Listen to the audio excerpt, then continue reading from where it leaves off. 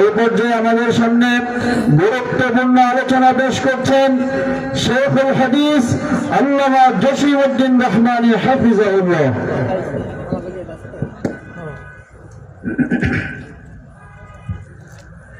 আসসালামু আলাইকুম ওয়া রাহমাতুল্লাহি ওয়া বারাকাতুহু।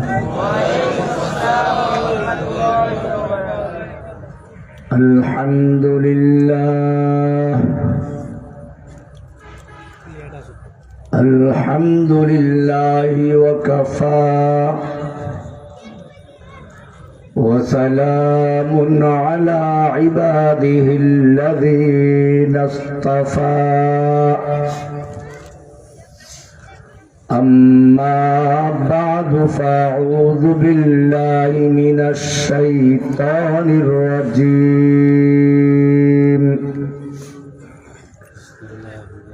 بسم الله الرحمن الرحيم.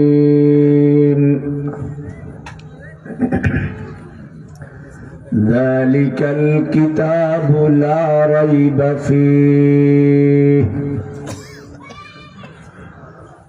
قال رسول الله صلى الله عليه وسلم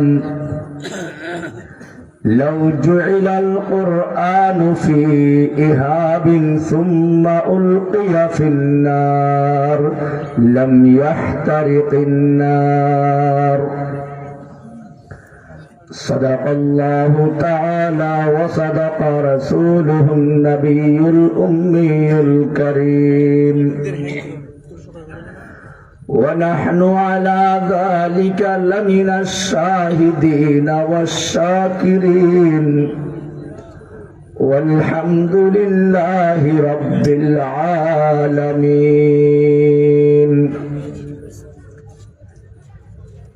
शब गुरीज़ा होगी आखिर जलवाए खुर्शीद से, ये चमन मामूर होगा नगमाए तौहीद से.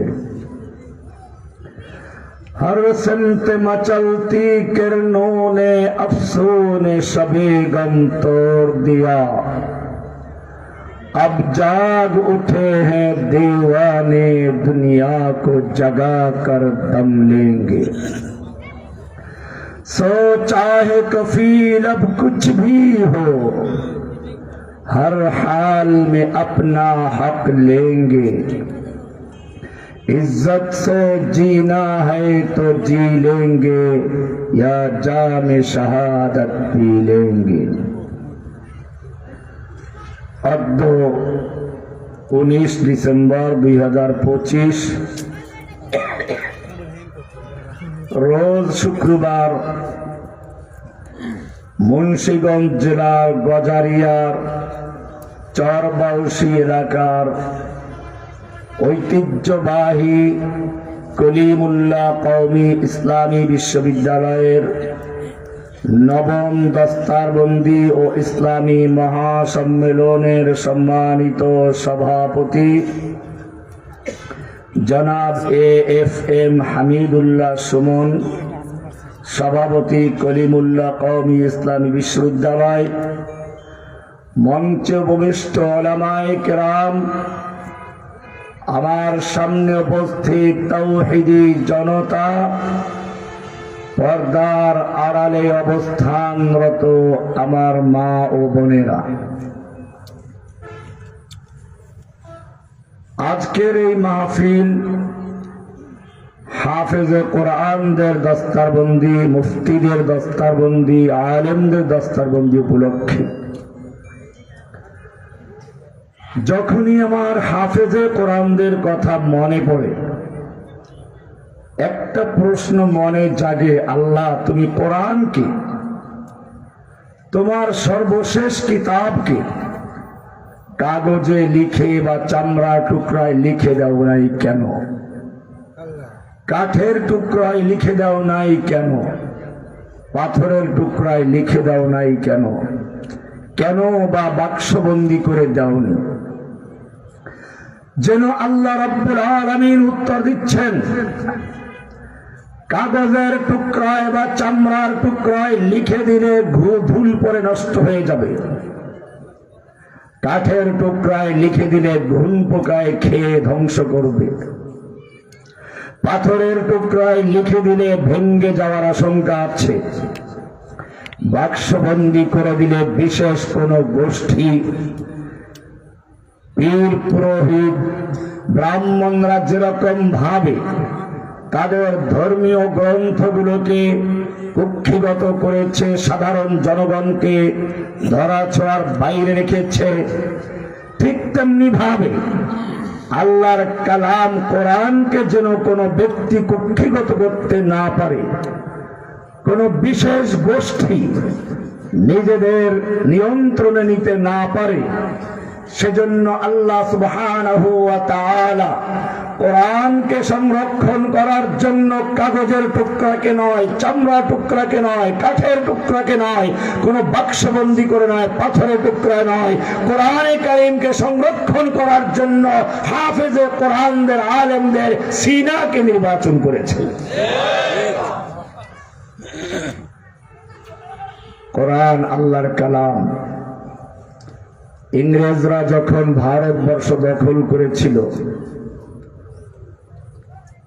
মুসলিমদের হাত থেকেই দখল করেছিল। ভারতবর্ষে তাদের যারা দালাল ছিল তাদের জিজ্ঞেস করলো, আমরা ক্ষমতা দখল করেছি, স্থায়ী হতে পারে কিভাবে? ভারতবর্ষে ইংরেজদের যারা দালাল ছিল তারা বলল, দেখো, ভারতবর্ষে তোমাদের শত্রু হিন্দু নয়, বৌদ্ধ নয়, খ্রিস্টান নয়, ভারতবর্ষে তোমাদের শত্রু একমাত্র শত্রু হচ্ছে মুসলিমরা। তারাই তোমাদের বিরুদ্ধে যুদ্ধ করবে, লড়াই করবে। সুতরাং যদি এদেশে টিকতে হয়, স্থায়ী হতে হয়, তাহলে ইসলামকে ধ্বংস করতে হবে। ইংরেজ দার্শনিক এবং ঐতিহাসিক ডক্টর টমসন, তিনি একজন খ্রিস্টান হয়েও লিখেছেন, আমার স্রষ্টার কসম, 1857 সাল থেকে শুরু হলো ভারতবর্ষ থেকে মুসলিমদেরকে নির্মূল করার, নিধন করার পরিকল্পনা। ওলামায়ে কেরামদেরকে জীবিত অবস্থায় শুকুরের চামড়ার ভিতরে ঢুকিয়ে দিয়ে দ্রুতগামী ঘোড়ার পায়ের সঙ্গে বেঁধে দিয়ে তারপরে দৌড়ানো হয়েছে। এভাবে নির্মূল করার চক্রান্ত করা হয়েছিল। দিল্লি শাহী মসজিদ থেকে রাজপথের এমন কোন বৃক্ষ ছিল না যার প্রতিটি ডালে ডালে এক একজন আলেমকে ফাঁসি দিয়ে ঝুলানো না হয়েছিল। ওলামায়ে কেরামদেরকে মাল্টার দ্বীপে, আন্দামান দ্বীপে নির্বাসনে পাঠানো হয়েছিল। দিল্লিতে এক এক সময় 3 লক্ষ কোরআনে কারীমকে একাত্র করে আগুন দিয়ে পুড়িয়ে দেওয়া হয়েছিল। অক্ষ সম্পত্তিগুলো বাজেয়াপ্ত করা হয়েছিল। মসজিদগুলোকে ঘোড়ার আস্তাবল বানানো হয়েছিল। মাদ্রাসাগুলোকে পুড়িয়ে দেওয়া হয়েছিল। চতুর্মুখী পরিকল্পনা বাস্তবায়ন করা সত্ত্বেও ইংরেজ বিরোধী আন্দোলন থেমে যাওয়া দূরের কথা, আরো গোটা ভারতবর্ষ জুড়ে দাবানলের মতো ছড়িয়ে পড়ল। আপনারা বাংলাদেশেও দেখেছেন, একজনে আলেমদেরকে কারাবন্দী করেছে, কাউকে বিদেশে পাঠিয়ে দিয়েছে, কাউকে হত্যা করেছে। এমনি ভাবে রাস্তার মোড়ে মোড়ে মূর্তি, অফিসে মূর্তি, আদালতে মূর্তি, বই পুস্তকে মূর্তি, রেডিও টেলিভিশনে মূর্তি, একটা মূর্তিকে বসানোর জন্য নানান রকম পরিকল্পনা গ্রহণ করা হয়েছিল। কিন্তু অন্তরের মালিক কে? আল্লাহ রাব্বুল আলামিন। এই বাংলাদেশ থেকে ইসলামকে নির্মূল করার চক্রান্ত যারা করেছিল তাদের বিরুদ্ধে গোটা বাংলাদেশের স্কুল, কলেজ, মাদ্রাসার ছাত্রদেরকে এমন ভাবে উত্তেজিত করলেন, এমন ভাবে উদ্বুদ্ধ করলেন, যখন চতুর্দিক থেকে আবাবিল হয়ে, তুফান হয়ে যখন তার রাজপ্রাসাদের দিকে যাচ্ছিল, তখন সেই লেডি ফেরাউন কোন দরজা দিয়ে পালাবে খুঁজে পায়নি, পিছনের দরজা দিয়ে পালিয়ে চলে গেছে। ইংরেজরা যখন দেখলো ভারতবর্ষে কোনো কাজ হচ্ছে না, আরো মুসলিম জাতি গোটা ভারতবর্ষ জুড়ে চাঙ্গা হয়েছে, তখন দালালদেরকে জিজ্ঞেস করলো, তোমাদের পরামর্শ অনুযায়ী মাদ্রাসা বন্ধ করলাম, মসজিদ বন্ধ করলাম, কোরআন শরীফ আগুনে পুড়িয়ে ফেললাম, আলেমদের হত্যা করলাম, এরপরেও কেন ইংরেজ বিরোধী আন্দোলন থামাতে দূরের কথা আরো জোরদার হচ্ছে?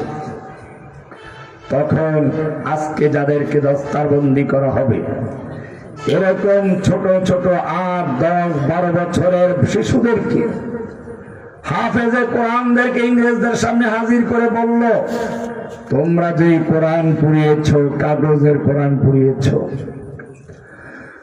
তোমরা যে মাদ্রাসা মসজিদ পুড়িয়ে দিয়েছ, ইটের আর কাঠের মাদ্রাসা পুড়িয়ে দিয়েছ, তোমরা যে আলেমদেরকে হত্যা করেছ, জেলে দিয়েছ, কিছু বুড়ো আলেমদেরকে হত্যা করেছ, জেলে ঢুকিয়েছ,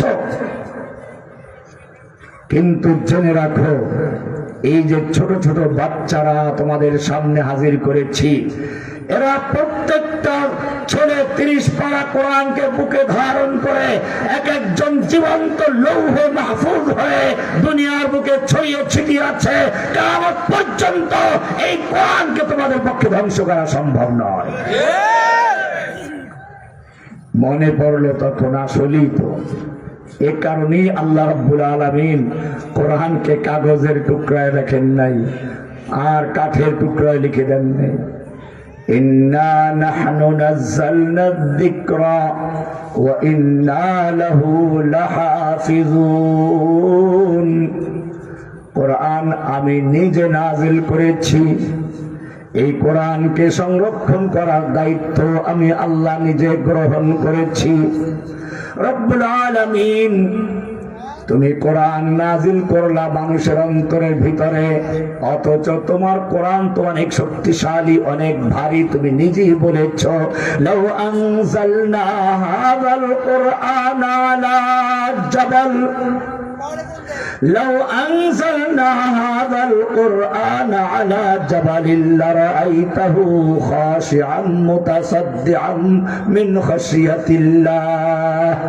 এই কোরআন যদি কোন পাহাড়ের উপরে নাজিল করতাম, আলা জাবালিন নাকেরা, জাবালুন নাকেরা না মারিফা, নাকেরা তার মানে হচ্ছে শুধু আরব দেশের পাহাড় নয়, পৃথিবীর যেই কোন পাহাড়ের উপরে যদি কোরআন নাজিল করা হতো, এমনকি হিমালয় পর্বতের উপরে যদি কোরআনকে নাজিল করা হতো, আল্লাহ সুবহানাহু ওয়া তাআলা বলছেন, লারাইতাহু খাশিআন মুতাসাদ্দিআ, তাহলে তুমি দেখতে যত বড় বিশাল পাহাড় হোক না কেন, আল্লাহর কালামের ভয়ে, আল্লাহর কালামের ওজনে, আল্লাহর কালামের ভারে সেই পাহাড়গুলো ধসে যেত, চূর্ণ বিচূর্ণ হয়ে যেত, মিন খাশিয়াতিল্লাহ, আল্লাহর ভয়ে, কালামের ভয়ে। ইলাহুল আলামিন, এত ভারী কোরআন কি করে তুমি ছোট ছোট বাচ্চা হাফেজদের অন্তরের ভিতরে সংরক্ষণ করলে? আল্লাহ রাব্বুল আলামিন যেন জানিয়ে দিচ্ছেন, আমি কোরআনকে সরাসরি তোমাদের হাফেজদের অন্তরে, আলেমদের অন্তরে নাজিল করে নি। সূর্যের আলো যেরকম ভাবে রাতের বেলায় চাঁদের উপরে ফেলে ঠান্ডা করে তারপরে দুনিয়াতে স্থানান্তর করা হয়, তুমি সুন্দর সুন্দর ফলের স্বাদ এবং রঙগুলো পাও। সূর্যের প্রতাপ্ত উত্তপ্ত আলো, প্রখর আলোকে রাতের বেলায় চাঁদের উপরে ফেলে ঠান্ডা করে তারপরে দুনিয়াতে পাঠানো হয়। আল্লাহ রাব্বুল আলামিন এই ভারী কোরআনকে, মহান কোরআনকে সর্বপ্রথম আমাদের নবীজির কলবে নুজ্জিলা আলা মুহাম্মদ, মুহাম্মদ সাল্লাল্লাহু আলাইহি ওয়াসাল্লাম নাযিল করে, আলা কলবিকা, মুহাম্মদ সাল্লাল্লাহু আলাইহি ওয়াসাল্লামের কলবের উপরে নাযিল করে, ঠান্ডা করে তারপরে হাফেজদের কলবে স্থানান্তর করা হয়েছে। আবার প্রশ্ন হলো, মুহাম্মদ সাল্লাল্লাহু আলাইহি ওয়াসাল্লামের কলব কি করে এই ভারী কোরআনকে ধারণ করলো?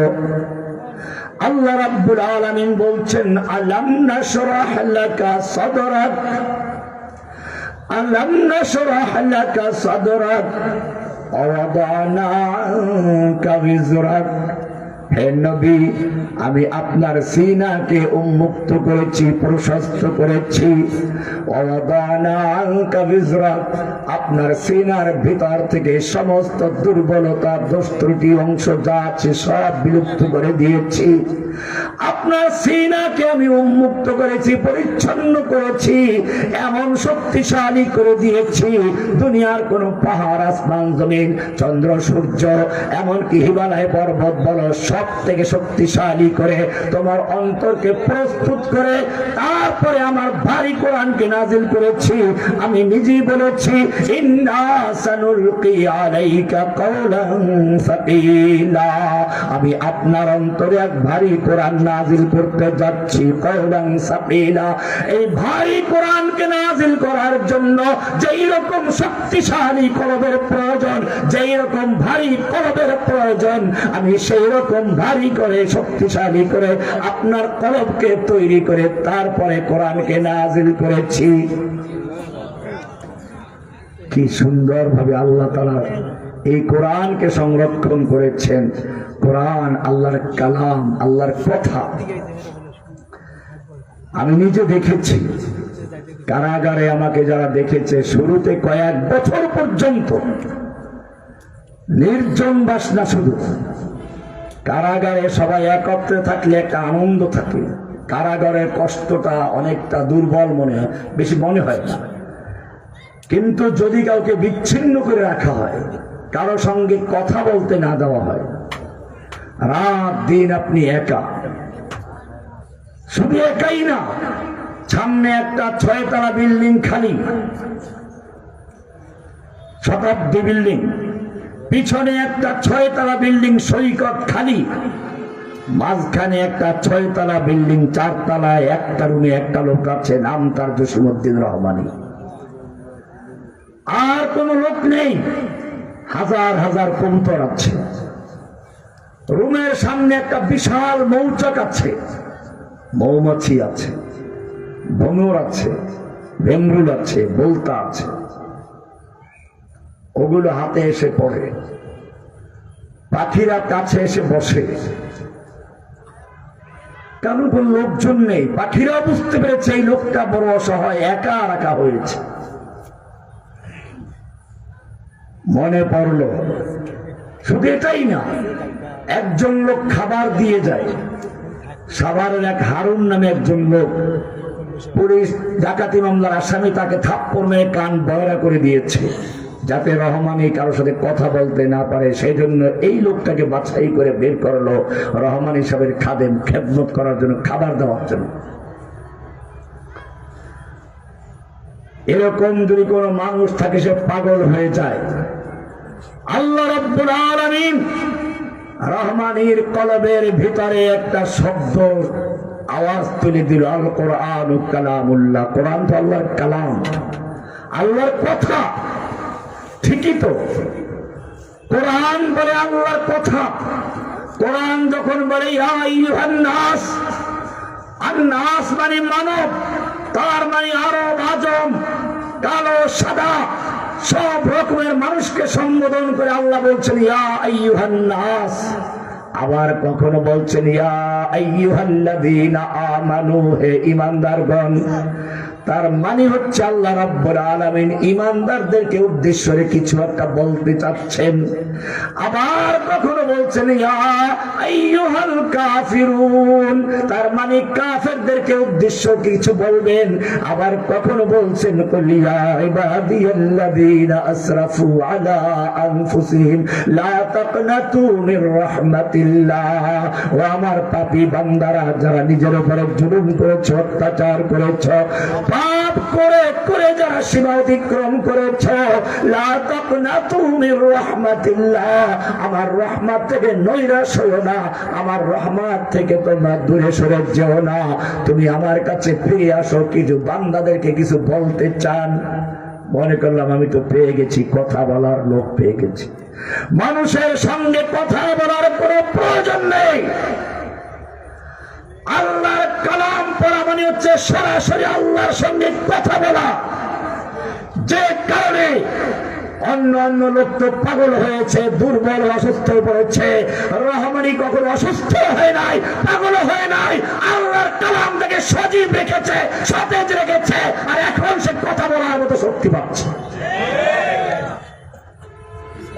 আল্লাহর কালাম তোমাদের একটু শুনিয়ে নেই আলোচনার শুরুতে। আগে আপনারা শুনেছেন সেই ওমর ইবনে খাত্তাব রাদিয়াল্লাহু তাআলা আনহু কোরআনের সংস্পর্শে সে ইসলাম কবুল করেছেন। আমি তোমাদেরকে তাজা খবর শোনাই, আবরার ফাহাদকে যারা হত্যা করলো, রহমানির বিল্ডিং এ কোনো লোক নেই, কোন লোক গেলে আবার তার ছত্র হয়ে যাবে, তার ভক্ত হয়ে যাবে।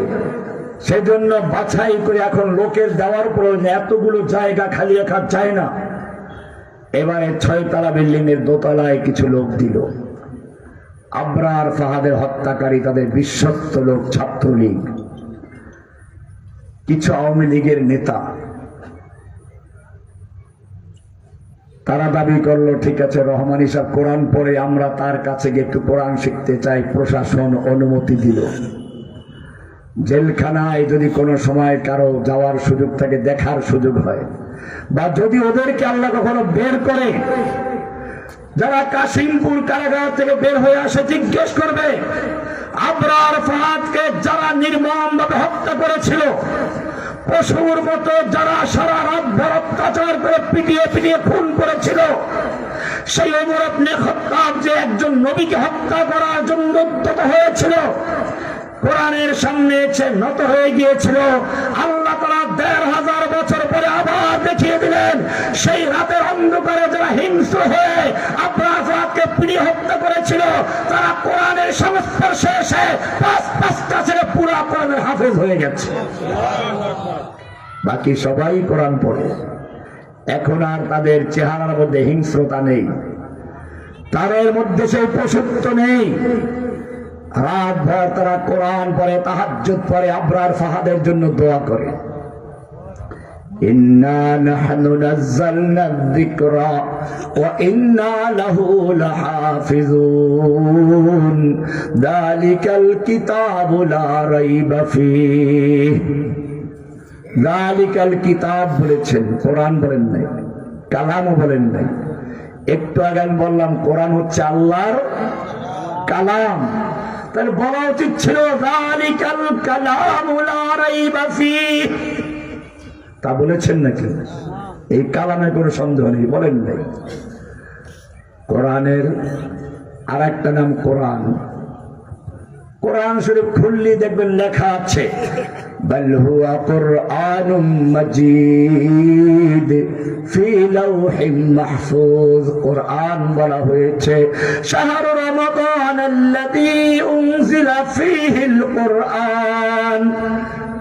কোরআন বলা হয়েছে ইন্না হাযাল কুরআন ইয়াহদি লিল্লাতী হিয়া আকওয়াম। সব জায়গায় কোরআন কোরআন বলা হচ্ছে, কিন্তু এখানে বলছে যালিকাল কিতাবু লা রাইবা ফীহি। এখন বাউল বলবে আল্লাহ আবার এক মুখে কয় কথা বলে। আমাদের ধৈর্য ধারণ করে বসি, যারা দাঁড়ানো আছেন একটু বসেন। কোরআনের মাহফিল, কিছু অর্জন করার জন্য বসেন। 4টা পর্বে আজকে আলোচনা ইনশাআল্লাহ। প্রথম পর্ব ভূমিকা, এটা চলছে এখন। এরপরে কোরআন কি জিনিস, কেন আসলো, তৃতীয় ধাপে কোরআন কিভাবে কায়েম হবে, 4 নম্বরে আমাদের কিছু করণীয় কর্মসূচি আছে। আল্লাহ রাব্বুল আলামিন যখন জিব্রাইলকে কালাম শোনালেন, আল্লাহ যখন বললেন তখন হচ্ছে কালাম। এই কালামের মধ্যে কোনো সন্দেহ নেই, কেউ সন্দেহ করবেও না, কারণ আল্লাহ নিজেই বলেছেন ফি কিতাবিন মাকনুন লা ইয়ামাসসুহু ইল্লাল মুতাহহারুন তানজিলুম মির রাব্বিল আলামিন। কোরআন নাযিল করেছেন যার মাধ্যমে তিনি হচ্ছেন রূহুল আমিন, নাযালা বিহির রূহুল আমিন, বিশ্বস্ত, তার মধ্যে কোনো সন্দেহ নেই। কোরআন যার উপরে নাযিল হয়েছে, নুজ্জিল আলা মুহাম্মদ মুহাম্মাদের উপর নাযিল হয়েছে, তিনি ওয়াল আমিন as-সাদিকুল মাসদুক, এখানেও কেউ সন্দেহ করবে না। কিন্তু বাউল বলবে তোমাদের সামনে যেই কোরআন, এই কোরআন তো লেখা কোরআন, এই কোরআন আসল কোরআন নয়। এখানে জালিকাল কোরআন বললে বলতো কোরআনে সন্দেহ নেই, কিন্তু তোমাদের কাছে তো কোরআন নাই, তো কিতাব, লিখিত জিনিস। জালিকাল কালাম বললে ওরা বলতো তো কালামে সন্দেহ নেই, তোমাদের সামনে তো কালাম নয়, লিখিত কোরআন। এটা সাহাবীরা লিখেছেন, আল্লাহর নবী লিখিয়েছেন। এরপরেও তো তারা বলে 90,000 কালাম, 30,000 জাহের, 60,000 নাকি বাতিল। আল্লাহ রাব্বুল আলামিন সেই প্রশ্নের উত্তর দিয়েছেন। ভালো করে বুঝে শুনে এই কথাটা বোঝার চেষ্টা করো, আল্লাহ কেন যালিকাল কিতাব বলেছেন। যালিকাল কালামের মধ্যে কোনো সন্দেহ নেই। যালিকাল কালাম, আল্লাহর কালাম যখন জিবরাইলকে আল্লাহ শুনিয়েছেন, জিবরাইল আল্লাহর রাসূলকে শুনিয়েছেন, তখন কোরআন হয়ে গেছে। কোরআন মানে পড়া, আল্লাহর নবী পাঠ করেছেন, পড়েছেন, কোরআন হয়ে গেছে। সাহাবায়ে কেরামদেরকে পড়ে শুনিয়েছেন, সাহাবায়ে কেরাম পড়েছেন, কোরআন হয়ে গেছে।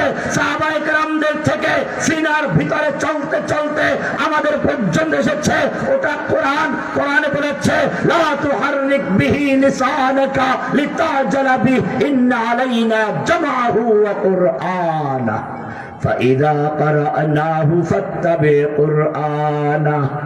এবারে আল্লাহর কোরআন কালাম গেল কোরআন হয়ে, পড়ার মাধ্যমে হলো কোরআন। আর যখন আল্লাহর নবী সাহাবীদেরকে দিয়ে লিখিয়েছেন, তখন সেটা হয়ে গেছে কি কিতাব। এইখানে কেউ সন্দেহ করতে পারে, সেজন্য আল্লাহ বলছেন যালিকাল কিতাবু লা রাইবা ফীহি, এই লিখিত কিতাব তোমাদের সামনে যা সংরক্ষিত হয়েছে, এটা আল্লাহর নবী জিবরাইলের ইশারায় লিখিয়েছেন, জিবরাইলকে আল্লাহ জানিয়ে দিয়েছেন, রাসূল সাহাবীদেরকে লিখিয়েছেন। লেখার পরে যেই তারতিব, যেভাবে সাজানো হয়েছে, এই তারতিবে লৌহে মাহফুজে সংরক্ষিত আছে, এই তারতিবে হাফেজে কোরআনদের বুকে সংরক্ষিত আছে। এই কিতাব আমাদের সামনে সংরক্ষিত আছে বর্তমানে লিখিত আকারে। যালিকাল কিতাবু লা রাইবা ফীহি, এই কিতাবের মধ্যেও কোনো সন্দেহ নেই। সংরক্ষণ করবেন কে? আল্লাহ। ইন্না নাহনু নাযালনা যিকরা ওয়া ইন্না লাহু লাহাফিজুন। এবারে কোরআন বলছে শুনো, হুদাল লিল মুত্তাকিন, এই কিতাব কাদের জন্য? কোনো বাউলদের জন্য নয়। এই কোরআন কোন ভণ্ড প্রতারকের জন্য নয়। যালিকাল কিতাবু লা রাইবা ফীহি হুদাল লিল মুত্তাকিন। হুদাল লিল মুত্তাকিন, হুদান শব্দটা ভালো করে মনে রাখতে হবে। আদম আলাইহিস সালাম যখন জান্নাত থেকে বের করে দেওয়া হলো, নেমে আসছেন, সঙ্গে স্ত্রীও আছে, সন্তান হবে। জানতে পারলেন ইবলিসকেও জান্নাত থেকে তার বের করে দেওয়ার পরে যে ভাব ঘুরেছিল, সেই ইবলিসকেও তার সঙ্গে দুনিয়াতে পাঠানো হচ্ছে। আদম আলাইহিস সালাম চিন্তায় পড়ে গেলেন, যেই ইবলিস আমার সঙ্গে প্রতারণা করলো, ধোঁকা দিল, মিথ্যা কথা বললো, ওই ইবলিস আবার আমার সঙ্গে দুনিয়া যাচ্ছে, ও তো আমার সন্তানদেরকেও ধোঁকা দিবে। আরো দুশ্চিন্তার বিষয় হচ্ছে এই, আমার সন্তানের বয়স হবে 60, 70, 80, 90 বছর, আর ওই ইবলিসের বয়স হবে কিয়ামত পর্যন্ত। আমার সন্তানরা যখন ইবলিসিয়ার শয়তানি একটু উপলব্ধি করতে পারবে, অভিজ্ঞতা অর্জন করবে, বুঝে উঠবে, তখনই তার মৃত্যুর সময় ঘনিয়ে আসবে। ইবলিস তার সারা জীবনের কলা কৌশল, সারা জীবনের অভিজ্ঞতাকে জমা করে আমার সন্তানদেরকে ধোঁকা দিবে। একটাই কাজ নয়, আরেকটা দিয়ে সে চক্রান্ত করবে, এভাবে আমার সন্তানদেরকে বিভ্রান্ত করবে, ধোঁকা দিবে। এই চিন্তা আদম মনে মনে করতে লাগলেন। আল্লাহ রাব্বুল আলামিন আদমের মনের দুশ্চিন্তার কথা জানেন। তিনি বললেন, শোনো আদম, কোরআন বলছে কুল নাহবিতু মিনহা জামিআ, ও আদম তুমি এবং তোমার স্ত্রী এবং তোমাদের মাধ্যমে কিয়ামত পর্যন্ত যত সন্তান আগমন করবে নেমে যাও, তোমাদের কোনো চিন্তা নেই। শয়তান ইচ্ছে করলেই তোমাদের ধোঁকা দিতে পারবে না, তোমাদেরকে ফুটবল বানাতে পারবে না।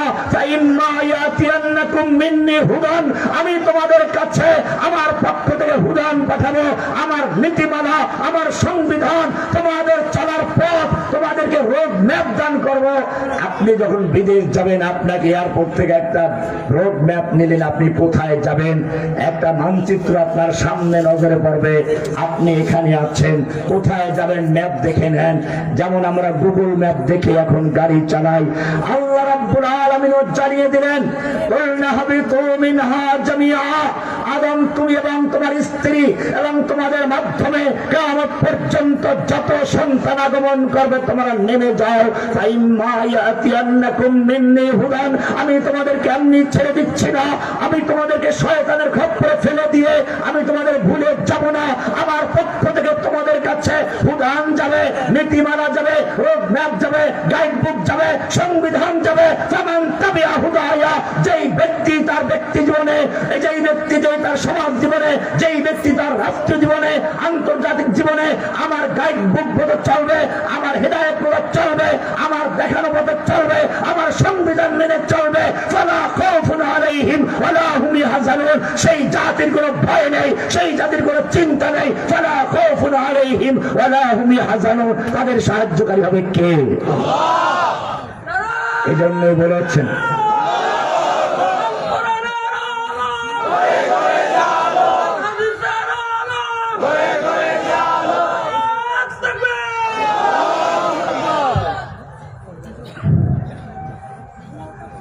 কোরআন আল্লাহর পাঠানো সেই গাইড বুক, সেই নীতিমালা। এজন্য কোরআন শরীফ জানিয়ে দিচ্ছেন, যালিকাল কিতাবু লা রাইবা ফীহি হুদাল লিল মুত্তাকিন, তোমাদেরকে আমি হুদান হেদায়েত দেওয়ার কথা অঙ্গীকার করেছিলাম। যালিকাল কিতাবু লা রাইবা ফীহি, এই কিতাবে কোনো সংশয় নেই, সন্দেহ নেই, নিঃসন্দেহে এই কিতাব হচ্ছে সেই কিতাব হুদাল লিল মুত্তাকিন, যা মুত্তাকিনদের জন্য হেদায়েত নামা বিধান হিসাবে নাযিল করা হয়েছে। মানুষকে আল্লাহ চোখ দিয়েছেন, চোখ দিয়ে মানুষ দেখে, কিন্তু চোখ থাকলে কি দেখা যাবে? দিনের বেলায় সূর্যের আলোর প্রয়োজন, রাতের বেলায় চাঁদের আলো, মোমবাতির আলো, বিদ্যুতের আলো। কোন প্রকার আলো যদি তোমার চোখের সামনে না থাকে, তোমার চোখের পাওয়ার যত ভালো হোক না কেন, তুমি কিছুই দেখতে পাবে না।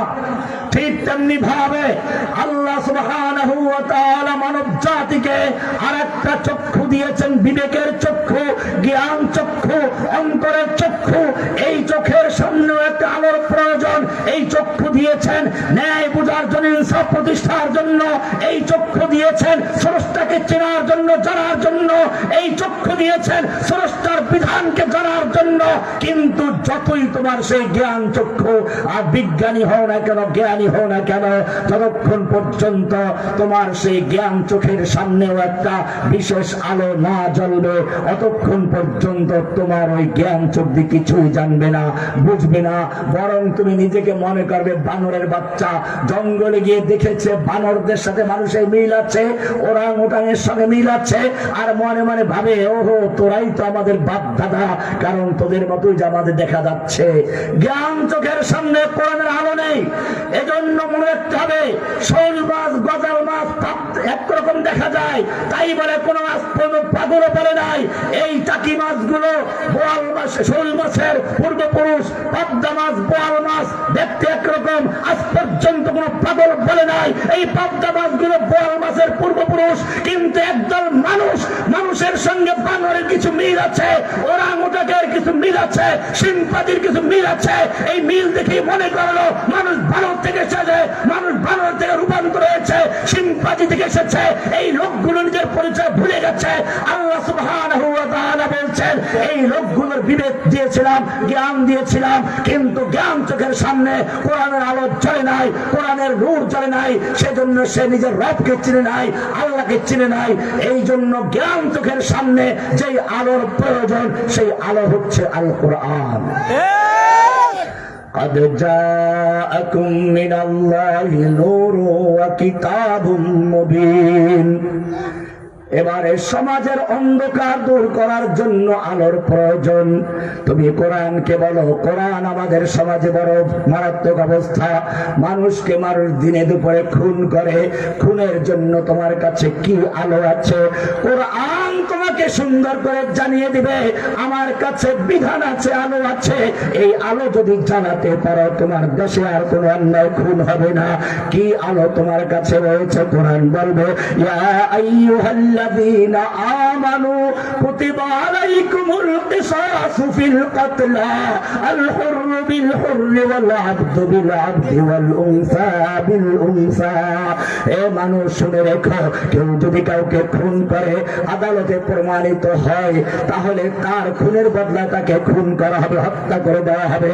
কোন গোপন জায়গায় ফাঁসি নয়, জনসমক্ষে আনো, রেডিও টেলিভিশনে প্রচার করো, এরপরে সবার সামনে ওর গর্দানটা উড়িয়ে দাও। যারা দেখবে তারাও বুঝবে, যারা শুনবে তারাও বুঝবে কার কোনো খুন করা যাবে না। খুন করলে নিজেও খুন হতে হবে। এইরকম যদি আল্লাহর নূরকে বাস্তবায়ন করতে পারো, কিসাসের বিধান বাস্তবায়ন করতে পারো, তোমাদের সমাজ থেকে খুন শেষ হয়ে যাবে। কেউ অন্যভাবে কাউকে খুন করবে না। কোরআন বলছে, ওয়ালাকুম ফিল কিসাসে হায়াতুন ইয়া উলিল আলবাব। ও মানুষের, আমি তোমাদের জন্য এই বিধানটা কেন দিয়েছি? এই কিসাসের মধ্যে রয়েছে অনেক লোকের জীবন রক্ষা করা। কারণ একটা মানুষকে যদি অন্যায়ভাবে কেউ খুন করে, মানবাধিকারের ধ্বজা দাঁড়িয়ে অনেক কথাই বলে, কিন্তু জেনে রাখো মাদ্রাসার ছাত্র যারা তোমরা স্কুল কলেজের ছাত্র, ভালো করে শুনে রাখো, কোরআনের একটা আয়াত মানুষের জীবন রক্ষার জন্য, মানুষের অধিকার রক্ষার জন্য যে গুরুত্ব বহন করে, গোটা দুনিয়ার যত রকমের জ্ঞানী বিজ্ঞানী আছে তাদের কথা তার সমান হতে পারে না। কোরআনে স্পষ্ট বলছে, মান কাতালা নাফসান বিগাইরি নাফসিন আও ফাসাদিন ফাকান্নামা কাতালান নাস জামিআ। যে ব্যক্তি কোন একটা মানুষকে, একজন মানুষকে খুন করলো, বিগাইরি নাফসিন আও ফাসাদিন ফিল আরদে, অথচ সে কাউকে খুন করে নাই, এমন কোন অন্যায় করে নাই যেই কারণে খুন করা যায়। অন্যায় ভাবে যদি কোন একটা মানুষকে কেউ খুন করে, আল্লাহ তাআলা বলছেন ফাকান্নামা কাতালান নাস জামিআ, সেজন্য গোটা পৃথিবীর সব মানুষকে খুন করলো। কে বলেছেন? চিন্তা করেছেন ইসলাম কত গুরুত্ব একটা জীবনের? আল্লাহ বলছেন যদি অন্যায়ভাবে একটা মানুষকে কেউ খুন করে, সেজন্য গোটা পৃথিবীর মানুষকে খুন করলো। এরপর আল্লাহ আরো বলছেন, ওয়ামান আহইয়াহা, পক্ষান্তরে যেই ব্যক্তি যারা একটা মানুষকে অন্যায় খুনের হাত থেকে বাঁচালো, রক্ষা করলো, ফাকান্নামা আহইয়ান নাস জামিআ, সেজন্য গোটা পৃথিবীর মানুষকে অন্যায় খুনের থেকে বাঁচালো। হুকুমটা দিয়েছেন কে? কি সুন্দর বিধান! আল্লাহ রাব্বুল আলামিন এজন্য বলেছেন, খুন যদি বন্ধ করতে চাও, খুনাখুনি যদি বন্ধ করতে চাও, আমার কোরআনের বিধান কায়েম করো, বাতি জ্বালাও। এই আলো যদি সমাজে জ্বলে, রাষ্ট্রে জ্বলে, সেই সমাজে আর কোন অন্যায় খুন থাকবে না। এবারে তুমি কোরআনকে জিজ্ঞেস করলে, কোরআন আমাদের সমাজে চুরি বেড়ে গেছে, চোরদের থেকে বাঁচতে পারি না, গরমের দিনে একটু দরজা খুলে ঘুমাতে পারি না, চোরের থেকে বাঁচার জন্য তোমার কাছে কি আলো আছে একটু বলো না। কোরআন তোমাকে বলবে, শোনো, আস-সারিকু ওয়াস-সারিকাতু ফাক্তাউ আইদিয়াহুমা জাযাআম বিমা কাসাবা নাকালাম মিনাল্লাহ। চোর যদি ধরা পড়ে, চাই পুরুষ হোক নারী হোক, ওদের হাত কেটে দাও, এটা আল্লাহ প্রদত্ত শাস্তি। যদি হাত কেটে দাও তাহলে আর জীবনে কেউ চুরি করবে না। জনসমক্ষে এনে ওর ডান হাতটা কবজি পর্যন্ত কেটে দাও, দেখবে যারা দেখবে শুনবে ওরা জীবনেও আর চুরি করতে সাহস করবে না।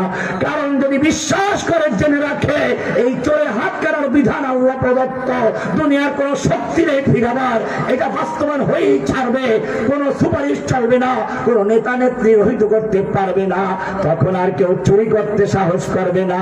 মক্কার ইতিহাস পড়ো, আল্লাহর নবী মক্কা বিজয় করলেন মাত্র 3 দিন হলো। এর মধ্যে মক্কার সম্ভ্রান্ত একটা বংশ, কুরাইশ বংশের সবচেয়ে একটা সম্ভ্রান্ত গোষ্ঠী বনু মাখজুম, এই গোত্রের একজন মহিলা নামটাও ফাতেমা চুরি করে বসলো। মক্কার নেতারা চিন্তায় পড়ে গেল, এই মহিলার যদি হাত কাটা যায় গোটা কুরাইশ বংশের বদনাম হয়ে যাবে। কি করে একটু নবীর কাছে সুপারিশ করা যায়? কে সুপারিশ করবে? সেজন্য আপনারা জানেন আল্লাহর নবীর কোনো পুত্র ছিল না, পালক পুত্র ছিল যায়েদ, তার একটা পুত্র ছিল উসামা বিন যায়েদ রাদিয়াল্লাহু তাআলা আনহু। আল্লাহর নবীর পালক নাতি, নবী খুব ভালোবাসতেন। সবাই গিয়ে ধরলো উসামাকে, তুমি একটু নবীর কানে এই কথাটা পৌঁছাবে। উসামা রাদিয়াল্লাহু তাআলা আনহু চিন্তা করলেন, আমি তো দাদার সঙ্গে কত কথাই না বলি, এটা বলতে সমস্যা কি? ওদের শিখানো মতো গিয়ে বললেন, ইয়া রাসূলুল্লাহ, মক্কায় একটা চুরির ঘটনা ঘটে গেছে। চুরিটা করেছে কুরাইশ বংশের বনু মাখজুম গোত্রের একজন সম্ভ্রান্ত নারী, নামটা আবার খুব আশ্চর্য, আপনার কন্যা, আপনার কলিজার টুকরা ফাতেমার নামে নাম, ওই মেয়েটার নামও ফাতেমা। যদি হাত কাটা যায় কুরাইশ বংশের বদনাম হয়ে যাবে। আপনি নিজেও তো কুরাইশ বংশেরই লোক, তাছাড়া এই মাত্র মক্কা বিজয় হলো, মাত্র 3 দিন হলো। এই লোকগুলো নতুন ইসলাম কবুল করেছে, নও মুসলিম সব। যদি হাত কাটা যায় হয়তো আবার মুরতাদ হয়ে ইসলাম ত্যাগ করে কাফের হয়ে যাবে। একটু বিবেচনা করা যায় কিনা? ও মুসলমান, হাদিস খুলে দেখো, কোরআন খুলে দেখো। আল্লাহর নবীর চেহারা রাগে লাল হয়ে গেল। তিনি বললেন, ও উসামা, তোমার এত বড় সাহস কি করে হলো? আতাশফাউ ফি হাদ্দিন মিন হুদুদিল্লাহ, আল্লাহর একটা বিধানকে কার্যকর করার ব্যাপারে তুমি সুপারিশ করছো। জেনে রাখো, পূর্বের যুগের লোকেরা ধ্বংস হয়েছে এই কারণে, তাদের মধ্যে বড় লোকেরা চুরি করলে হাত কাটত না, গরিবরা করলে হাত কাটত, বিধান বাস্তবায়ন হতো। গরিবের জন্য এক রকমের আইন, বড় লোকদের জন্য আর এক রকমের আইন। গরিবদের জন্য বড় উকিল ধরা যায় না, ধনীদের জন্য মন্ত্রী এমপিরা ওকালাতি করে তারা দাঁড়িয়ে যায়। বিচারক চিন্তা করে সুপারিশ না করলে চাকরি থাকবে না, রায় জামিন দিয়ে দেয়। ও মুসলমান, আল্লাহর নবী সাল্লাল্লাহু আলাইহি ওয়াসাল্লাম বললেন, আগের যুগের লোকেরা এই কারণে ধ্বংস হয়েছে। জেনে রাখো, খবরদার, এটা আল্লাহর আইন, কোন ব্যক্তি বাতিল করতে পারে না। শুধু কুরাইশ বংশের মেয়ে ফাতেমা কেন, আল্লাহি ইন্না ফাতেমাতা বিনতে মুহাম্মদ লাউ সারাকাত, আজকে কুরাইশ বংশের মেয়ে ফাতেমা নয়, আল্লাহর নবীর কলিজার টুকরা, মুহাম্মাদের কলিজার টুকরা ফাতেমা যদি চুরি করত, আল্লাহর বিধান বাস্তবায়ন করার জন্য আমি তার হাত পর্যন্ত কেটে ফেলতাম। এরপরে কি আর কারো হাত কাটতে হয়েছে? একটা হাত কাটার পরে আর কারো হাত কাটতে হয় নাই। সবাই বুঝে গেল, যদি চুরি করে ধরা পড়া হয় তাহলে হাত কাটাতে কেউ বাঁচাতে পারবে না। যার কারণে গোটা সমাজ থেকে চুরি বন্ধ হয়ে গেল, দরজা খোলা দিয়ে ঘুমানো শুরু হয়ে গেল। কিন্তু মনে রাখবেন, আজকে ইসলামের দুশ্মনরা এটাকে নিয়ে বড় ইসলামোফোবিয়া বলে, এটাকে ভয় দেখায়। এ হাত কাটবে, খবরদার। আপনাদেরকে আমি পরিষ্কার জানিয়ে এগুলো আপনাদের বলতে হবে, বুঝতে হবে।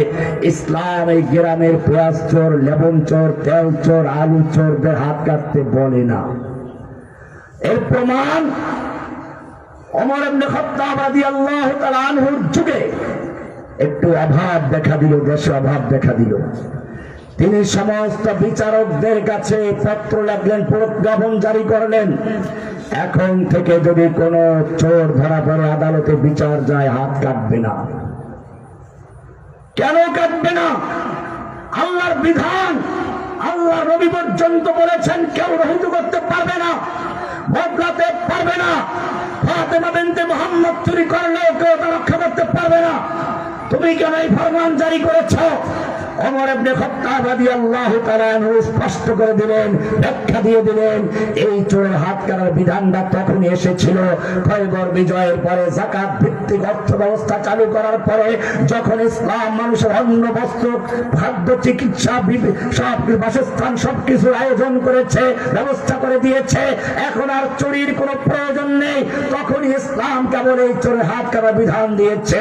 এরপরে যদি দেখা যায় কোনো বাচ্চা ক্ষুধা ক্ষুধার্ত অবস্থায় না খেয়ে মারা যাচ্ছে, মুখটা শুকিয়ে গেছে, রাতের বেলায় ক্ষুধার কারণে বাচ্চা কাতরাচ্ছে, আর মা বাবা আর সহ্য করতে না পেরে বাচ্চার মুখে একটু খাবার তুলে দেওয়ার জন্য চুরি করেছে। ইসলাম বলে খবরদার, ইদরাউল হুদুদা মাস্তাতাতুম, খবরদার এই সমস্ত কারণে হাত কাটা যাবে না, চুরি করলে হাত কাটা যাবে না। এজন্য ফুকাহায়ে কেরাম বলেছেন আল হুদুদ ওয়াল কিসাস তানদারিউ বিশুবহাত। পরিষ্কার হয়ে গেল ইসলাম এই গ্রামের পেঁয়াজ চোর, লবণ চোর, তেল চোর, আলু চোর, পেঁয়াজ চোরদের জন্য হাত কাটা বিধান দেয় নাই। ইসলাম হাত কাটা বিধান দিয়েছে যারা ব্যাংকের থেকে সচিবালয়ে বসে বসে মন্ত্রী হয়ে অথবা কোন সরকারি কর্মকর্তা হয়ে কলমের খোঁচায় ব্যাংকের টাকা আত্মসাৎ করে টেবিলের নিচ দিয়ে ঘুষ নেয়, এমনি ভাবে যারা জনগণের টাকা আত্মসাৎ করে চুরি করে বিদেশের ব্যাংকে জমা করে বেগুন পাড়া তৈরি করে, এমনকি দেশ ছেড়ে যখন পালিয়ে যায় তখনও অন্য নেতা নেত্রীর খবর না নিলেও ব্রিফকেস নিতে ভুল করে না, বারবার ব্রিফকেসের কথা জিজ্ঞেস করে সেগুলো ঠিক মতো উঠলো কিনা। এমনকি পালিয়ে যাওয়ার পরেও 1 বছর পরেও লকার খুলে দেখা যায় 832 ভরি স্বর্ণ সেখানে পড়ে আছে। এইরকম ভিআইপি চোরদের জন্য, এইরকম বড় চোরদের জন্য, অভ্যাসযোগ্য চোরদের জন্য হাত কাটা বিধান দিয়েছে ইসলাম। আস-সারিকু ওয়াস-সারিকাতু ফাকতাউ আইদিহুমা। এবারে তুমি কোরআনকে জিজ্ঞেস করো, কোরআন আমাদের সমাজে মাদক ব্যবসা বড় বেশি বেড়ে গেছে। বাচ্চারা মাদকে আসক্ত হয়ে মাকে মারধর করে, বাপকে খুন করে, টাকা চুরি করে, বন্ধু বান্ধবের থেকে ছিনতাই করে, রাস্তায় গিয়ে পথচারীদের থেকে ছিনতাই করে। এটার থেকে বাঁচার উপায় কি কোরআন তুমি একটু বলে দাও না? কোরআন তোমাকে বলবে সূরা মায়দা 90-91 নম্বরে পরিষ্কার করে দিচ্ছে আমি আল্লাহ তোমাদেরকে একটা বিবেক দিয়েছি, বিবেকটা সংরক্ষণ করতে হবে। সংরক্ষণ করার জন্য আল্লাহ হুকুম দিচ্ছেন ইন্নামাল খামরু ওয়াল মাইসিরু ওয়াল আনসাবু ওয়াল আজলামু রিজসুম মিন আমালিশ শাইতানি ফাজতানিবু। এই ইমানদারগণ, যদি সত্যিকার ঈমানের থাকো, যদি সত্যিকার মুসলিম হয়ে থাকো, তাহলে জেনে রাখো নিশ্চয় মদ, জুয়া, মূর্তি, লটারি এগুলো শয়তানের নাপাক কাজ। তুমি যদি মুমিন হয়ে থাকো, আল্লাহর বিধানে বিশ্বাস করো, তাহলে আল্লাহর বিধান জানার পরে সব রকমের মাদক থেকে পরহেজ করো, দূরে সরে থাকো।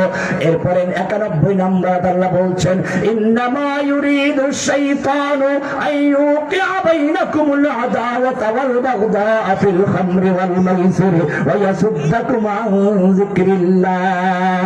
এই মদ এবং জুয়ার মাধ্যমে শয়তান মানুষের মধ্যে ঘৃণা সৃষ্টি করে, পরস্পরের শত্রুতা সৃষ্টি করে, মা বাবার সাথে সন্তানের সম্পর্ক নষ্ট করে, বাবার থেকে মানুষ টাকা চুরি করে, মাকে মারধর করে, সমাজে ছিনতাই করে, চুরি করে। এরকম ভাবে আবার মানুষ নাপাক খাওয়া শুরু করে, মানুষের ময়লা খাওয়া শুরু করে।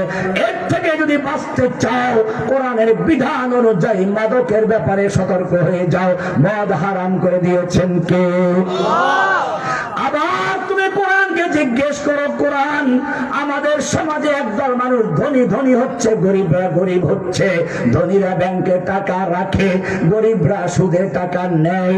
টাকা নিয়ে গরু কিনলো, চাষ করবে, হাল চাষ করবে, ফসল ফলাবে, কিন্তু গরুটা মরে গেছে, ফসলগুলো বন্যায় নষ্ট হয়ে গেছে, ঘর বানিয়েছে, ভূমিকম্পে ভেঙে গেছে। ওই বড় লোকের সুদের টাকা মাফ হবে না, আবার সুদের টাকা দেওয়ার জন্য চক্রবৃদ্ধি আকারে সুদ সহ আদায় করার জন্য বাড়ি ঘর পর্যন্ত বিক্রি করতে হয়। এভাবে ধনীরা ধনী হচ্ছে, গরিবরা ফতুর হচ্ছে। এর থেকে বাঁচার জন্য কোরআন তোমার কাছে কি আলো আছে একটু বলে দাও না? কোরআন বলবে শোনো, আমার কাছে সুন্দর আলো আছে। আমি তোমাদেরকে যাকাত ভিত্তিক অর্থ ব্যবস্থা চালু করতে বলেছি। যাকাত মানে হচ্ছে অফি আমওয়ালিহিম হাক্কুন লিসাইলি ওয়াল মাহরুম। ধনীদের মালের মধ্যে গরিবদের অংশ আছে, অংশ। যাকাত মানে হচ্ছে ধনীদের থেকে নাও, গরিবদেরকে দাও। আর সুদের অর্থ হচ্ছে ধনীদের থেকে, গরিবদের থেকে নাও, ধনীদেরকে। পার্থক্য বুঝা গেছে? এবারে কোরআনের বিধান শোনো। এই সুদ সম্পর্কে কোরআন কত কঠোর কথা বলেছে। ও সূরা বাকারা 275 থেকে শুরু করবে। কোরআন বলছে ওয়া আহাল্লাল্লাহু আহাল্লাহুল বাইআ ওয়া হাররামার রিবা, আল্লাহ তাআলা সুদকে ব্যবসাকে হালাল করেছেন, সুদকে করেছেন হারাম। এরপরে সামনে গিয়ে আরো বলছেন ইয়ামহাকুল্লাহুর রিবা ওয়া ইউরবিস সাদাকাত, আল্লাহ ব্যবসাকে বৃদ্ধি করে, সাদাকাকে বৃদ্ধি করে দেন, সুদকে নির্মূল করে দেন, ধ্বংস করে দেন। এরপরে আল্লাহ আরো সামনে গিয়ে বলছেন ইয়া আইয়ুহাল্লাযীনা আমানুত্তাকুল্লাহ,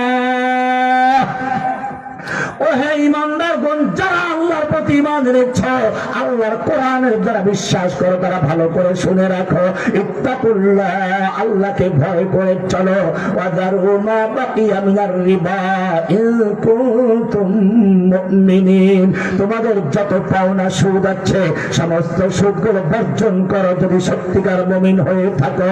ফাইল্লাম তাফআলু, কিন্তু আল্লাহর বিধান জানার পরেও, আল্লাহর কোরআনের আয়াত শোনার পরে যদি তুমি সুদ থেকে বর্জন করতে না পারো, ফাযানু বিহারবিন মিনাল্লাহি ওয়া রাসূলিহি, তাহলে আল্লাহ এবং আল্লাহর রাসূলের সঙ্গে যুদ্ধের জন্য প্রস্তুত হয়ে যাও।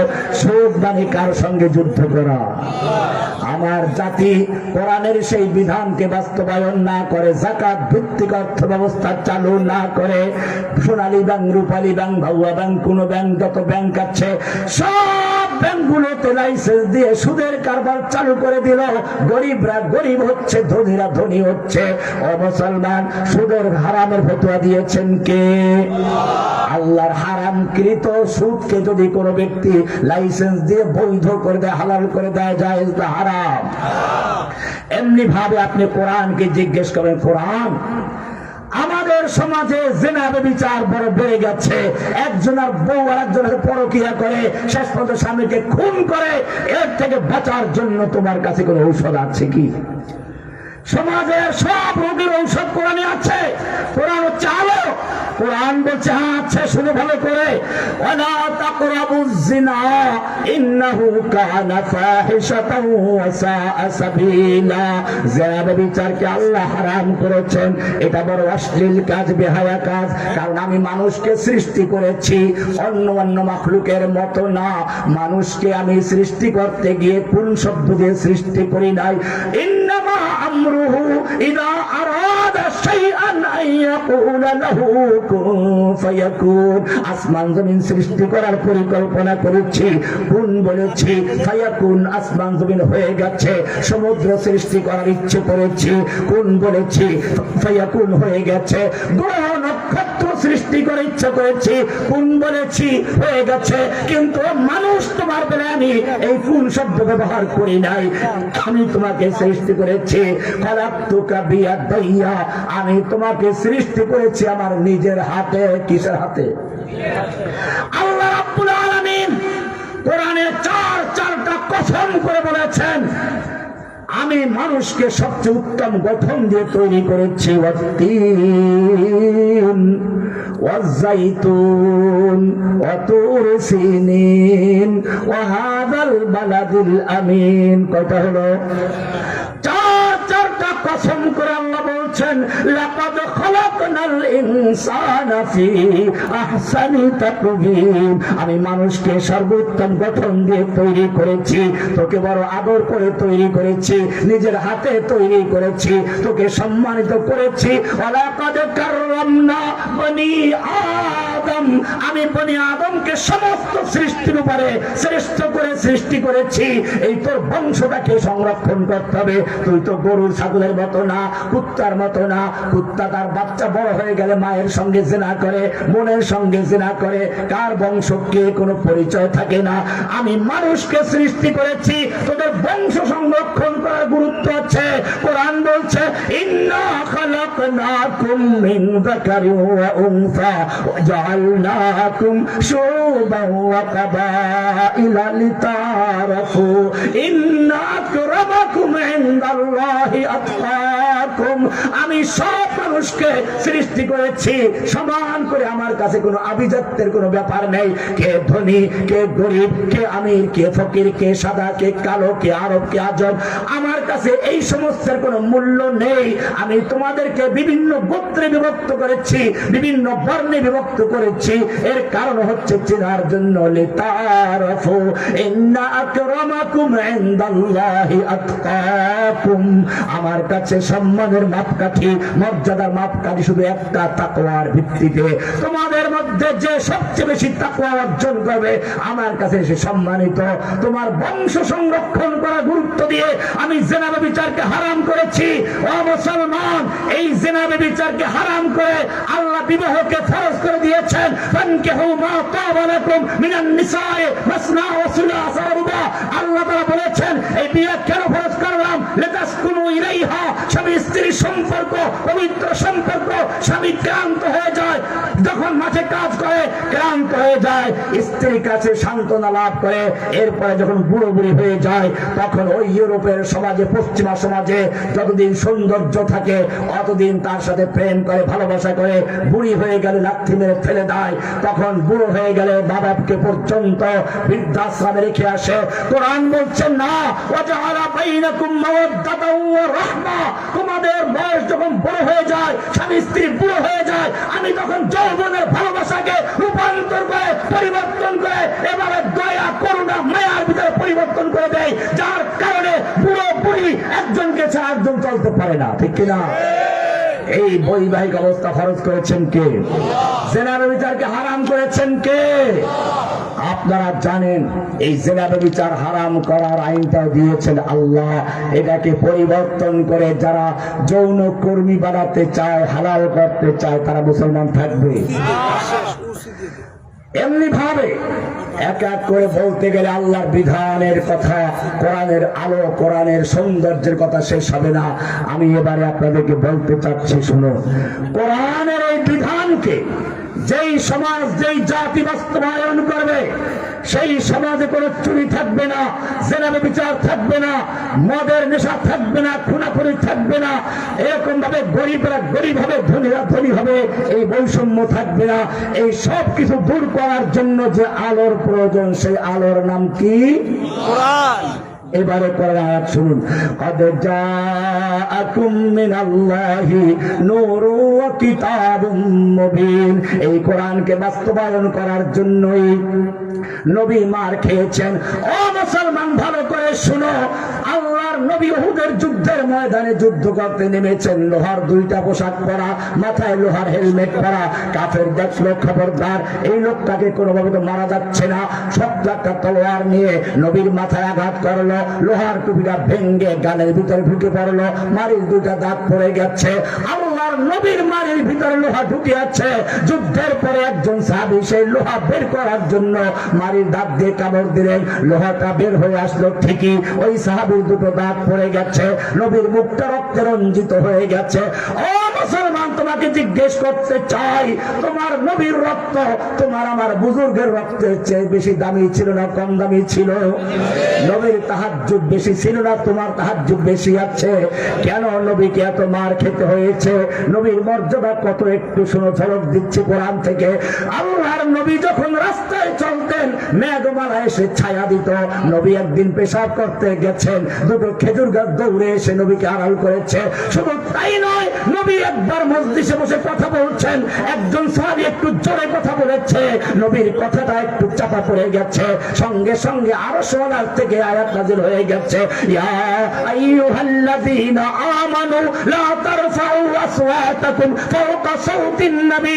এই ইমানদারগণ খবরদার, নবীর আওয়াজের চেয়ে জোরে আওয়াজ করে কথা বলবি না। এমনটা যদি করিস আনতাহবাতা আমালুকুম, তোদের জীবনের যত নামাজ, রোজা, হজ, যাকাত, তাসবিহ, তাহলিল সব বরবাদ হয়ে যাবে। ওয়া আনতুম লা তাশউরুন, টেরও পাবি না। নবীর সামনে বেয়াদবি করছিস, নবীর চেয়ে জোরে কথা বলছিস, আরো সামনে চলো। নবীর দাস নবীকে ডাকবে কেমনে? কেউ ডাকলো ইয়া মুহাম্মদ বলে, ইয়া নবী, ইয়া রাসূল, এরকম এরকম বলা যায় না। নবীকে আল্লাহ সম্মান করে ডেকেছেন ইয়া আইয়ুহান নাবিয়্যু ইয়া আইয়ুহার রাসূল। নবীকে কেউ ইয়া মুহাম্মদ বলে ডাকলো, সঙ্গে সঙ্গে আরশ থেকে নাযিল হয়ে গেল ইয়া লা তাজআলু দুআআর রাসূল বাইনাকুম কাদুআই বা'দিকুম বা'দা। খবরদার খবরদার, তোমাদের পারস্পরিক একে অপরকে যেরকম ডাকো নবীকে সেরকম ডাকবে না। নবীকে ডাকতে হলে সম্মানের সাথে ডাকো ইয়া আইয়ুহান নবী ইয়া আইয়ুহার রাসূল। শুধু তাই না, আরো সামনে চলো, নবীর উপরে কোরআন নাযিল হচ্ছে। কোরআনকে মুখস্থ করার জন্য ওই যে হাফেজে কোরআনরা একটু পরে আসবে, দস্তারবন্দি হবে। ওরা যখন কোরআন পড়ে ঝুলে আর ঠোঁট নাড়াচাড়া পড়তে থাকে, নবীও কোরআনকে মুখস্থ করার জন্য ঠোঁট নাড়াচাড়া করে পড়ছেন। আরশ থেকে আল্লাহ তাআলা বলছেন লা তুহাররিক বিহি লিসানাকা লিতাজালা বি। ও নবী, কোরআনকে দ্রুত মুখস্থ করার জন্য ঠোঁট নাড়াচাড়া করে মুখস্থ করার কোনো প্রয়োজন নেই। ইন্না আলাইনা জামাহু ওয়া কুরআনা। গোটা কোরআনকে নূর বানিয়ে আপনার সিনায় জমা করে দেওয়ার দায়িত্ব আমি আল্লাহ নিজে গ্রহণ করেছি। সুবহানাল্লাহ। নবী কোরআন মুখস্থ করবে একটু, এটার জন্য আল্লাহ তাআলা চাচ্ছেন না।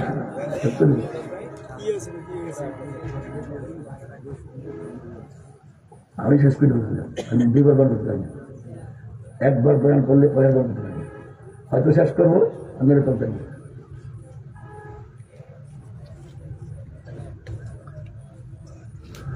আমি শেষ করে দিচ্ছি, মাত্র 10 মিনিট শেষ করছি। আল্লাহ রাব্বুল আলামিন পরিষ্কার করে দিলেন, হে নবী, কোরআনকে দ্রুত মুখস্থ করার জন্য আপনার ঠোঁট নাড়াচাড়া করার কোনো প্রয়োজন নেই। ইন্না আলাইনা জামাহু ওয়া কুরআনা। গোটা কোরআনকে নূর বানিয়ে আপনার সিনার মধ্যে জমা করে দেওয়ার দায়িত্ব আমি আল্লাহ নিজে গ্রহণ করেছি। কি সুন্দর কথা। আরো সামনে চলো, আল্লাহর নবী রাতের বেলা তাহাজ্জুদ পড়ছেন, লম্বা কিরাত পড়ছেন, পা ফুলে যাচ্ছে। আল্লাহ রাব্বুল আলামিন আরশ থেকে ডাক দিয়ে বলছেন তাহা মা আনজালনা আলাইকাল কুরআন লিতাশকা। হে নবী, আপনাকে কষ্ট দেওয়ার জন্য আমি তো কোরআন নাযিল করি নাই। সারা রাত্র ইবাদত করে পা ফুলে যাবে, খবরদার এত কষ্ট করার দরকার নেই। বলে তাহলে কতক্ষণ করব? কি মায়াবী ডাক দেওয়া বলছেন ইয়া আইয়ুহাল মুযাম্মিল কুমিল লাইলা ইল্লা কালিলা। ও মুযাম্মিল, রাতের বেলায় তুমি জাগরণ করো, কিছুক্ষণ ঘুমাও। নিসফাহু আও ইনকুস মিনহু কালিলা। অর্ধেক রাত্র বা তার চেয়ে একটু কম বা তার চেয়ে একটু বেশি। তার মানে হচ্ছে এই, আপনি যেমন সারা রাত্র ইবাদত করলে খুশি হন, আমি আল্লাহ আপনাকে ঘুমন্ত দেখলেও খুশি হয়ে যাই।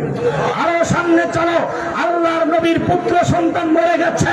লোকেরা বলাবলি শুরু করলো সে তো নির্বংশ, তার লেজ কাটা গেছে। পুত্র সন্তান দিয়ে বংশের পরিচয় টিকে থাকে, মুহাম্মাদের পুত্র সন্তান নেই, সে লেজ কাটা নির্বংশ। কোরআন প্রতিবাদ করে বলেছে ইন্না শানিয়াকা হুয়াল আবতার। আপনাকে যারা নির্বংশ বলেছে, লেজ কাটা বলেছে, আপনি নির্বংশ নয়, ওরাই বড় নির্বংশ। ইন্না শানিয়াকা হুয়াল আবতার। নবীর নাম নেওয়ার কেউ থাকবে না, পুত্র সন্তান নেই। আল্লাহ বলেছেন ওয়ারাফা'না লাকা যিকরাক। হে নবী, আপনার আলোচনাকে আমি সর্বোচ্চ স্থান দিয়েছি। এমনি ভাবে নবী মদিনায় চলে যাচ্ছেন, বারবার আকাশে দিকে তাকাচ্ছেন, ইচ্ছে হলো মক্কার খানায় কাবার দিকে ফিরে নামাজ পড়বেন। আল্লাহ তার আরশ থেকে বলছেন قد نرى تقلب وجهك في السماء فلنولينك قبلة ترضاها। হে নবী, আমি লক্ষ্য করছি আপনি বারবার আসমানে তাকাচ্ছেন কিবলা পরিবর্তনের জন্য। যার আপনার মনের চাহিদা আমি পূরণ করে দিচ্ছি। তাওয়াল্লি ওয়াজহাকা শাতরাল মসজিদুল হারাম। আরো সামনে চলো, আল্লাহর নবীর চাচা আবু তালেব, খাদিজা আল্লাহর নবীর স্ত্রী মারা গেল একই বছরে। নবী খুব কষ্ট পেলেন। মক্কার জীবনে তার দুইটা পাহারাদার ছিল, মনের কথা বলতেন। একই বছর মারা গেছে, নবী কষ্ট পেলেন। আল্লাহ তাআলা জানিয়ে দিলেন নবী কষ্টের কিছু কারণ নেই। জিবরাইল যাও, আমার নবী এখন শোনা পরামর্শ করার জন্য, মনের কথা বলার জন্য কাউকে পাচ্ছে না, আমার কাছে নিয়ে আসো, আমি আল্লাহ এসে তার সাথে কথা বলবো। সূরা নাযিল হয়ে গেল সুবহানাল্লাযী আসরা বিআবদিহি লাইলাম মিনাল মাসজিদিল হারাম ইলাল মাসজিদিল আকসা। কোরআন বলছে সুম্মা দানা ফাতাদাল্লা ফাকানা কাবা কাউসাইন আও আদনা ফাওহা ইলা আবদিহি মা আওহা মা কাযাবাল ফুআদু মা রা। আমি বলতে গেলে সারা রাত চলে যাবে। নবীর শান এবং মান আমি কোরআন থেকে আলোচনা করতে আপনারাও শুনতে থাকবেন, কোরআন শেষ হবে না। কবি সচ্ছল তাই বলেছেন নাহুসনাশ গায়াতে দারাত নাসাদিরা সুকুন পায়া। নাহুসনাশ গায়াতে দারাত নাসাদিরা मीरा से खुल पाया बमीरद तश्न मुस्तस्की व दरिया हम चुना बाकी। आयशा রাদিয়াল্লাহু তাআলা বলেছেন লানা শামসুন ওয়ালিল আফাক শামসুন ওয়া শামসি আফদালু শামসিস সামাই ফাইন্না শামসা তাতলু বাদাল ফাজরি ওয়া শামসি তাতলু বাদাল ইশাই। হাসান ইবনে সাবিত বলছেন ওয়া আহসানা মিন কালাম তারা কাত্তু আইনি ওয়া আজমালা মিন কালাম তালিদিন নিসা খুলিকতা মুবাররাম মিন কুল্লি আইবি কান্নাকা কদ খুলিকতা কামা তাশাউ। এত মর্যাদা যেই নবী, সেই নবী যখন তায়েফে মার খাচ্ছেন, ও যুবক আমি তোমাকে জিজ্ঞেস করি আল্লাহ দেখতে পাচ্ছিলেন কিনা? আল্লাহর ফিরাবার ক্ষমতা ছিল কিনা? ফিরিয়েছিলেন। উহুদের ময়দানে যে কাফের আল্লাহর নবীর মাথায় আঘাত করেছিল, আল্লাহ তাআলা দেখতে পাচ্ছিলেন কিনা? ফিরাবার ক্ষমতা ছিল কিনা? ফিরাইছিলেন নাকি? ফিরান নাই। কেন ফিরান নাই? আল্লাহ তাআলা শিক্ষা দিলেন, আল্লাহ তাআলা তার নবীকে দিয়ে শিক্ষা দিলেন আম হাসিবতুম আন তাদখুলুল জান্নাহ, তোমরা কি মনে করেছো এমনিতে জান্নাতে প্রবেশ করবে? ওয়ালাম্মা ইয়াতিকুম মাসালুল লাযীনা খালাউ মিন ক্বাবলিকুম, আর তোমাদের কাছে আসবে না ওই সমস্ত বিপদ আপদ মুসিবত যা এসেছিল তোমাদের আগের লোকদের প্রতি। মাসাতুল বাসাউ ওয়াদ-দাররাউ ওয়া যুলজিলু হাত্তা ইয়াকুলার রাসূলু ওয়াল্লাযীনা আমানু মাহু মাতা রাসূলুল্লাহ। স্বয়ং আল্লাহর রাসূল পর্যন্ত বলতে বাধ্য হলেন আল্লাহর সাহায্য কবে আসবে? আল্লাহর সাহায্য কবে আসবে? এই কঠিন অবস্থায় যখন পড়েছেন, সর্বশক্তি ব্যয় করে যখন বদরের যুদ্ধে নেমেছেন, আল্লাহর নবী একদিকে দোয়া করছেন, একদিকে আবু জাহেল দোয়া করছে। আবু জাহেল বলছে উল হুবাল, জয় হুবাল। আবার বলছে হে রব্বে কাবা, আমরা কাবা তোমার পুনর্নির্মাণ করেছি, হাজীদেরকে পানি খাওয়াই, আমাদের এই মর্যাদা, তুমি আমাদের মধ্যে যাকে ভালোভাবে সাহায্য করো। আল্লাহর নবী দোয়া করছেন আল্লাহ আজকের পরে যদি তুমি চাও এই জমিনে তোমার নাম নেওয়ার কেউ থাকবে না, তাহলে আমাদেরকে ধ্বংস করে দাও। আর যদি চাও তাওহীদের বন্ধনের সাহায্য করো। আল্লাহু আকবার স্লোগান দেন। আপনারা জানেন আল্লাহু আকবার স্লোগান যখন দেওয়া হয়, তখন তার ডানে বামে গাছ গাছালি পশু পক্ষী পাথর পর্যন্ত আল্লাহু আকবার আওয়াজ করতে থাকে। এই আল্লাহু আকবার ধ্বনিকে যা স্তব্ধ করতে চায় তা ধ্বংস হয়ে যায়। আল্লাহু আকবার ধ্বনি শোনা মাত্র শয়তানের সহ্য হয় না, পালাতে থাকে। এইখানে দাওরায়ে হাদিসের হাদিস আছে, খুলে দেখবেন তিরমিজি। শয়তান পালাবার সময় বলা হয়েছে ওয়ালাহু দুরাতুন, জোরে জোরে বায়ু ত্যাগ করতে করতে পালায়, এমনকি শেষ পর্যন্ত কুত্তার পেটে গিয়ে পালায়। ঠিক কিনা? কুত্তা ঘেউ ঘেউ করে। ঠিক তেমনি ভাবে আল্লাহ রাব্বুল আলামিন দেখিয়ে দিন আরেকবার, যারা বাংলাদেশের জয় বাংলাকে প্রতিষ্ঠা করার জন্য আল্লাহু আকবার ধ্বনিকে ধ্বংস করতে চেয়েছিল, ও আমার মুসলিম জাতি, শয়তান যেমন আল্লাহু আকবার ধ্বনি শুনলে পালিয়ে যায়, ঠিক তেমনি ভাবে আমাদের সমাজের যারা আল্লাহু আকবারকে ধ্বংস করে জয় বাংলা প্রতিষ্ঠা করার চক্রান্ত করেছিল, তারাও সেই শয়তানের মতো বায়ু ত্যাগ করতে করতে বিষয়ের দরজা দিয়ে পালিয়ে হেলিকপ্টারে চলে তারপরে কাফের মসজিদের কাছে আশ্রয় নিয়েছে। মনে রাখতে হবে, মনে রাখতে হবে, মনে রাখতে হবে। আল্লাহর নবী ইব্রাহিম আলাইহিস সালামকে আগুনে নিক্ষেপ করা হচ্ছে, ফেরেশতারা দোয়া করছেন আল্লাহ কি হচ্ছে এটা? তোমার নবীকে তো জ্বালিয়ে দেওয়া হচ্ছে। আল্লাহ বলেন জ্বালতে দাও। আগুনে নিক্ষেপ হওয়া পর্যন্ত আল্লাহ অপেক্ষা করলেন। আল্লাহর সাহায্য শুরু হয় তখন যেখানে বান্দার ক্ষমতা শেষ হয়ে যায়। যখন ইব্রাহিমকে আগুনে নিক্ষেপ করা হলো, আল্লাহ তাআলা বললেন আগুন এবার ইব্রাহিমের ক্ষমতা শেষ, আমার সাহায্য শুরু হচ্ছে। কুলনা ইয়া নারু কুনি বারদাও ওয়া সালামান আলা ইব্রাহিম, আগুন ঠান্ডা হয়ে যাও, আমার ইব্রাহিমের কোনো ক্ষতি করবে না। মুসার জন্য একই অবস্থা, যখন সামনে ফেরাউন নদী, পিছনে ফেরাউনের বাহিনী, পালাবার জায়গা নেই।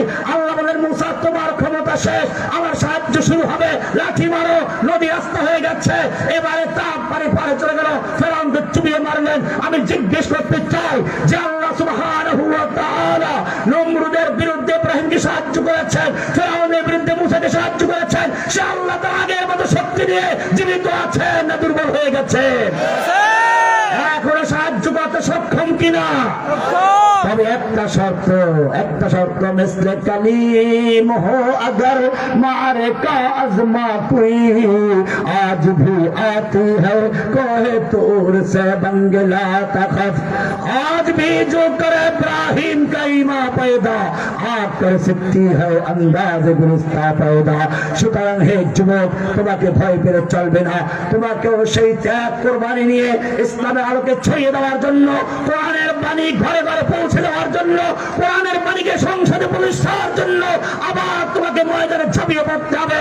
উঠ खुदा के नाम लेकर फिर तुझे एक बार करनी है जहां की राहबरी। उठ खुदा के नाम लेकर फिर आलम बरदारिवान তোমাকে কোরআন আহ্বান করছে। সূরা নিসা 75 নম্বর আয়াত, ওয়া লাকুম লা তুকাতিলুনা ফি সাবিলিল্লাহ।